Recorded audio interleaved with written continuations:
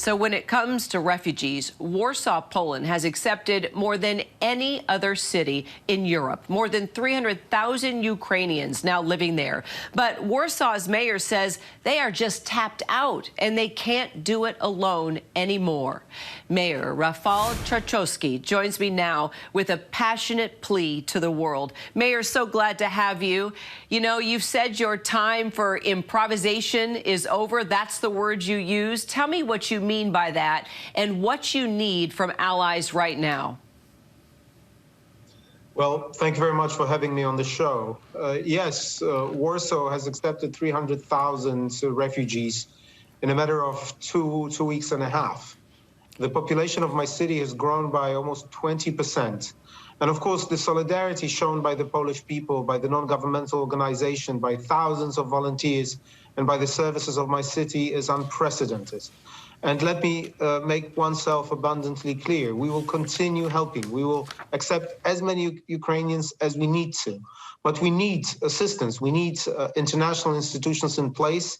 We need a relocation system in Europe and in the world because we need to share the burden. We cannot do it alone. Yeah, bottom line, you need a plan. You need a detailed plan. And the United Nations Security Council is holding an emergency meeting today, actually, to discuss the refugee crisis. How would you advise them, Mayor, specifically as a mayor who's there on the front lines of this crisis? What would you say to them? Well, in the Security Council, unfortunately, the Russians hold a veto and the Chinese are abstaining. But fortunately, when it comes to other agencies of the United Nations system, such as, for example, the High Commissioner for Refugees or the Migration Agency, they all can take decisions without Russian veto. And of course, my plea is start acting. And they are ready to act. They're in place in Warsaw, but there needs to be a plea for the government, from the central government, to accept help. There needs to be an authorization decision from the European Union to allow its agencies to work within the Union. And we need that, because when I said that we cannot improvise anymore, I mean it. What does it mean? It means that, I moved all my psychologists who are working with people from Warsaw to help out with refugees. It means that when we have a jam, I'm calling myself in the middle of the night, my friends from different cities in Poland and in Europe, and I ask them for assistance, and we bus people to different places all over. We cannot do it anymore. We need a workable system which is going to help us relocate all of those refugees all over, and which is going to help us build bigger reception centers, which is going to help us with educators, psychologists, and all the help that we need. You know, it's really remarkable, just the details you're laying out, because I don't think everybody realizes it's more than just beds. You're providing the therapists and all these other types of resources that people need right now. They just don't need a place to sleep, but they need people to talk to. They need people to help them get them through this, which is remarkable when you think about what you're doing, Mayor. And tell me more about your people and how they've stepped up to this challenge and helped these refugees, because we've seen your families there putting up signs saying, hey, you can come stay with us. They're putting strollers out at train stops. I mean, it's really remarkable what your everyday resident there in Warsaw is doing. Yes, indeed. We welcome them and we treat them like citizens. So we just passed a bill in the Polish parliament which gives all Ukrainians a right to free education, to free schools, and I have already 10,000 Ukrainian kids in Polish schools, in Warsaw schools alone, to healthcare, to social protection, and so on and so forth.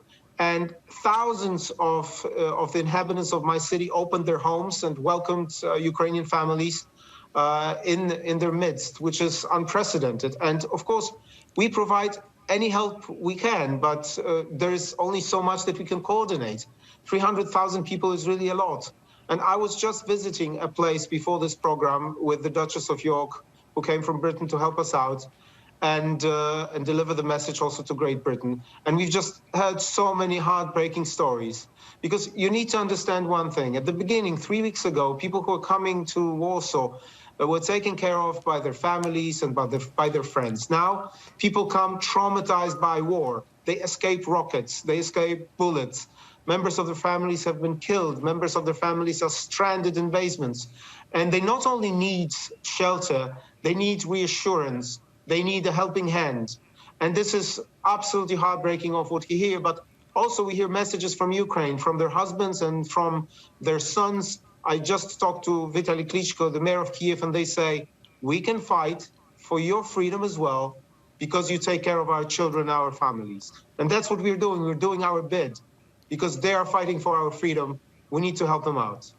You know, you mentioned protection. We've been reporting already, Mayor, on the illegal trafficking that refugees fall prey to in a mass exodus like this. How are you dealing with that and preventing the exploitation and the kidnappings like we've been reporting on?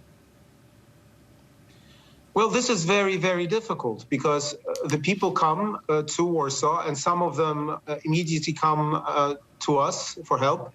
Some of them try to get by on their own, or they're waiting for friends, or they're catching a train to Berlin or elsewhere.